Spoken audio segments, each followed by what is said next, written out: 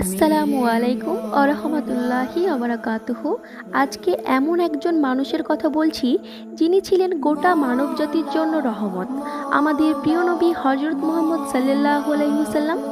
তার শৈশব জীবন ছিল অনেক কষ্টের, কিন্তু সেই কষ্ট থেকেই তিনি আমাদের জন্য রেখে গেছেন আদর্শের পথ।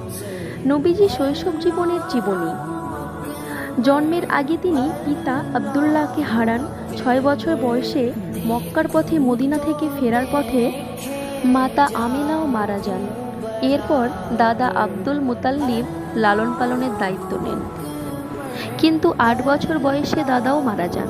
তারপর চাচা আবু তালিব লালন পালন করেন যতদিন না তিনি স্বনির্ভর হন। এই ছোট শিশুটি এত অল্প বয়সেই জীবনের এমন কঠিন কষ্টের স্বাদ পেয়েছেন, অথচ কোনোদিনও অভিযোগ করেননি। আল্লাহ বলেন, তিনি কি আপনাকে এতিম পাননি, তারপরেও আশ্রয় দেননি? সূরা আদ-দুহা 33 নম্বর আয়াত 6।